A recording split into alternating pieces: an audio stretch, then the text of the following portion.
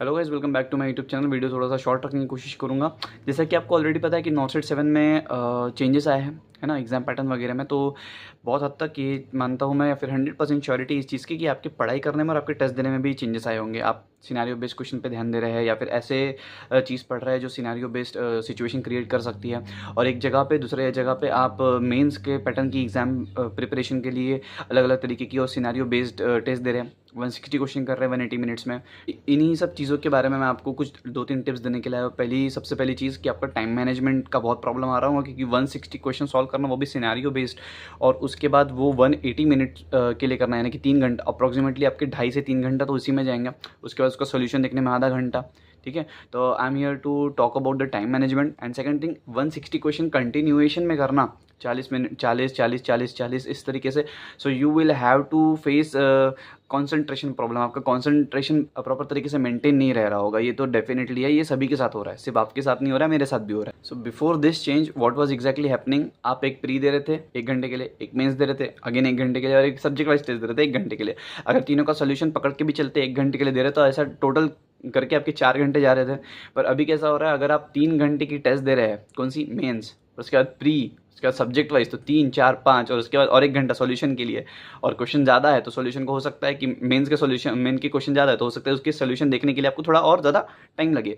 तो मान के चलिए आपके 6 घंटे जा रहे हैं, बहुत अच्छी तरीके से 6 से 7 घंटे तो बच्चों के टेस्ट में ही जा रहे हैं। ठीक है, सो द थिंग इज़ कि आपका टाइम मैनेजमेंट का प्रॉब्लम बहुत आएगा, क्योंकि अभी इतना क्रूशियल टाइम है कि आपको एक महीना 1.5 महीना ही बाकी है प्री के लिए और उसके एग्ज़ाम के लिए। इस 1 से 1.5 महीना में बहुत ज़रूरी है कि आप प्रॉपर तरीके से टाइम बनाएं, अपना प्रॉपर तरीके से टाइम मैनेज करें। ऐसा नहीं होना चाहिए कि 6-7 घंटे आपके टेस्ट में ही जा रहे हो और उसके बाद आप बोल रहे कि नहीं आज मैं पढ़ नहीं सकता, आज मैं नहीं पढ़ूंगा। ये तो ये इस तरीके की चीज़ें प्रॉब्लम क्रिएट करेंगी। आपको पढ़ना भी है, आपको टेस्ट भी देना है, प्री भी देना है, मेंस भी देना है ना। What you have to do, I will tell you. मेरी टिप्स और ये मेरी ट्रिक्स फॉलो करना बहुत ज़्यादा फ़ायदा होगा। Why I am telling you, क्योंकि मैंने भी मेंस जब दिया ये 160 क्वेश्चन वाला इन 180 मिनट्स, पहली चीज़ मेरा कंसंट्रेशन बन नहीं पाया। मैं भी सो के लेट के अगर एग्ज़ाम दे रहा हूँ तो, या फिर बैठ के भी एग्ज़ाम दे रहा हूँ तो बहुत सारी प्रॉब्लम्स आई। ठीक है, और मन नहीं किया, खुद को बहुत मारने की इच्छा हुई कि मैं इतना टेस्ट कैसे दूंगा, और यहाँ पे बहुत स्ट्रेस आ रहा था मुझको भी। सेकंड चीज़, टाइम बहुत कंज्यूम हुआ, बहुत मेरा बहुत टाइम कंज्यूम हुआ। मैंने एक टेस्ट दे के देखा तो 160 मार्क्स वाला, तो उसमें बहुत सारा टाइम मेरा कंज्यूम हुआ। दूसरी चीज़, उसका सॉल्यूशन देखने में भी बहुत टाइम कंज्यूम हुआ। तो मुझे ऐसा लगा कि अगर मुझको प्रॉब्लम आ रहा है तो डेफिनेटली सभी को प्रॉब्लम आ रहा होगा। So that's why I am here guys. So I will tell you few things. देखो, सबसे पहले तो आप प्री दे दो। ठीक है, अगर अगर आप प्री दे रहे हो एग्जाम के तौर पे, टेस्ट के तौर पे, तो आप प्री दे दो, there is no problem in that. Then let's move to second thing, and that second thing is mains. ठीक है, 160 क्वेश्चन है, 180 मिनट्स में करना है। यहाँ पे क्या करना है आपको, सबसे पहले तो आप अपने आप को मेंटली प्रिपेयर करो। ऐसा नहीं होना चाहिए कि हाँ ओपन की मेंस दे दिए, नहीं, ऐसा नहीं होना चाहिए। मेंटली प्रिपेयर करना है आपको। मेंटली आपको इस तरीके से प्रिपेयर करना है कि यहाँ पर आपको सोचना है कि नहीं, मुझे मेंस देना है, मुझे मेंस अच्छे से देना है, मुझे रैंक बहुत अच्छा हासिल करना है मेंस में। कहाँ पर, टेस्ट में भी, क्योंकि टेस्ट में अच्छा रैंक आना मतलब अप्रॉक्सीमेटली नॉर्सेट में भी अच्छा रैंक आना होता है। ठीक है, सो यहाँ पर आपको अपने आप को मेंटली प्रिपेयर करना है। दूसरी चीज़, मैं लेट कर टेस्ट देता हूँ, सोफे पर लेट कर, पलंग पे लेट कर, जहाँ पे मुझे, मैं ज़मीन पे लेट जाता हूँ घर की, क्योंकि टेस्ट ही इतनी लंबी चलती रहती है। ठीक है, पर इसी चीज़ की वजह से मुझ में आलस भर जाता है। ठीक है, मैं उम्मीद करता हूँ कि आप ऐसी हरकतें ना कर रहे हो, पर अगर आप इस तरीके से कोई भी हरकतें कर रहे हो तो ऐसी हरकतें करना बिल्कुल बंद कर दो, क्योंकि आप एग्जाम जब देने जाओगे नॉर्सेट का, तब भी आप लेट की एग्जाम नहीं दे सकते। एक अपना पोस्चर मेंटेन करके चलो, अपना बॉडी अलाइनमेंट मेंटेन करके चलो। ठीक है, सिटिंग पोजीशन में ही टेस्ट देना। आगे आपका स्क्रीन ऐसा होना चाहिए मोबाइल का, और आप बैठे रहना चाहिए, तो ही एग्जाम दोगे, तो ही बढ़िया तरीके से जाएंगे। ठीक है, दूसरी चीज़, सिनेरियो बेस्ड क्वेश्चन ऐसे होते हैं कि जो हमें समझने की बहुत ज़रूरत होती है। ठीक है, तो थोड़ा सा आप रीडिंग प्रैक्टिस कर सकते हैं टेस्ट देने के पहले, या फिर अभी भी रीडिंग प्रैक्टिस कर सकते हैं। आपका क्वेश्चन पढ़ के ज़्यादा जल्दी हो जाना चाहिए। सिनेरियो बेस्ड क्वेश्चन है तो जो स्टेम हो सकता है पेपर क्वेश्चन का, वो बड़ा रहेगा। मैक्सिमम क्वेश्चन का स्टेम बड़ा रहेगा। ठीक है, कुछ कुछ ऐसे ऐसे वर्ड्स रहेंगे जो आपको पल्ले नहीं पड़ेंगे। व्हाट विल हैपन, अगर पहला क्वेश्चन आता है, मैं चाहता हूँ कि तुम एक क्वेश्चन को 1 ही मिनट दो, लेकिन तुम क्वेश्चन पढ़ने में ही अगर 40 सेकंड लगा रहे हो, और ऑप्शन फिर पढ़ने में कितना समय लगाओगे, फिर ऑप्शन को डिसाइड करने में कितना समय लगाओगे, तो ऐसा करके तो एक क्वेश्चन को आप 2 से 2.5 मिनट लगा रहे हो, विच इज़ नॉट वाइज, जो कि पूरी तरीके से गलत है। तो आपको बाकी क्वेश्चन तक जाने के लिए मौका ही नहीं मिलेगा। ठीक है। तो रीडिंग प्रैक्टिस कर सकते हो, बैठ के टेस्ट देना है, ठीक है, अच्छी तरीके से देना है, मेंटली अपने आप को प्रिपेयर करना है। सेकंड थिंग इज सेट में आप एग्जाम दो। जो आपका सेट है ना, आप तो बोलेंगे ऑलरेडी सेट अवेलेबल है क्योंकि 45 मिनट्स में 40 क्वेश्चन के 4 सेट है, ठीक है। सुनो मेरी बात, 45 मिनट में अगर 40 क्वेश्चन है तो उन 45 मिनट्स में भी आपको 2 बार राउंड खेलना है। पहले राउंड में आपके मैक्सिमम क्वेश्चन होने चाहिए जो कि आपको बहुत अच्छी तरीके से आते हैं, ठीक है। मान के चलो कि आपने 30 क्वेश्चन कर लिया और आपके पास अभी 10 मिनट बाकी है, मतलब 35 मिनट में आपने 30 क्वेश्चन कर लिए, अभी आपके पास 15 मिनट्स में लास्ट 10 क्वेश्चन है।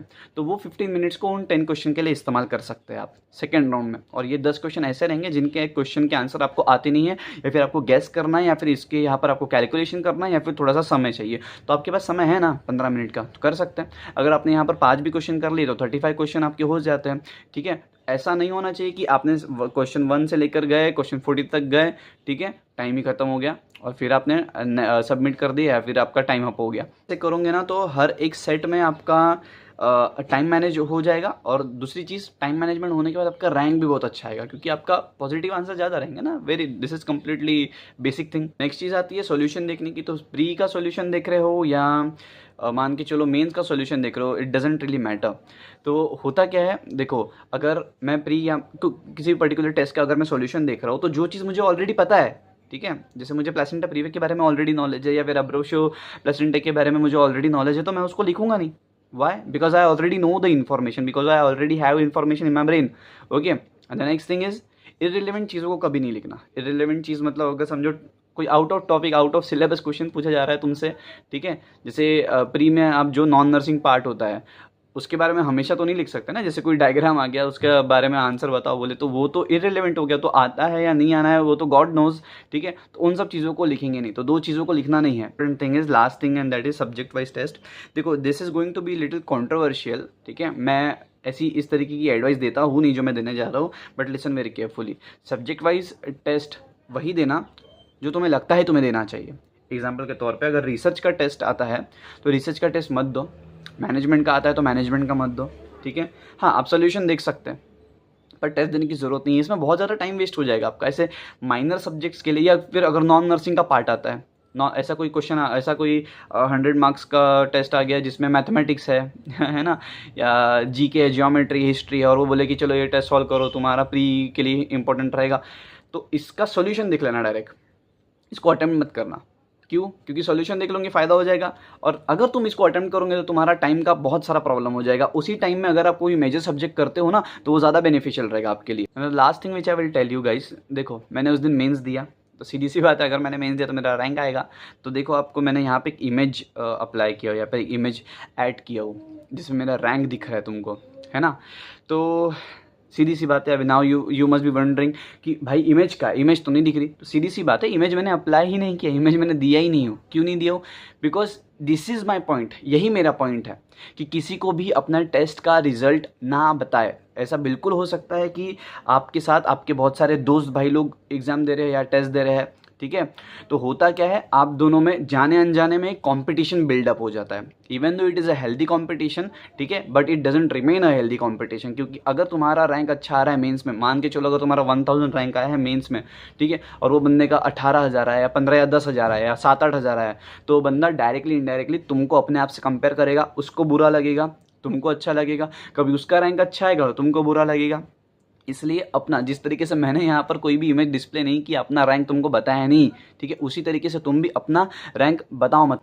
देखो, टेस्ट का रिजल्ट दिखा के लोगों को छोटी छोटी चिंगारियाँ मत लगाओ।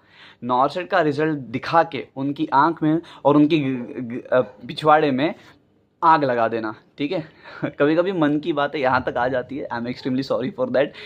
मैं यूट्यूब पे हूँ, इस तरीके की चीज़ें कभी नहीं बोलूँगा, गंदी चीज़ें कभी नहीं बोलूँगा, बिकॉज आप भी लोग अच्छे हैं, मैं भी अच्छा हूँ, and we are educated people, I will not speak such thing.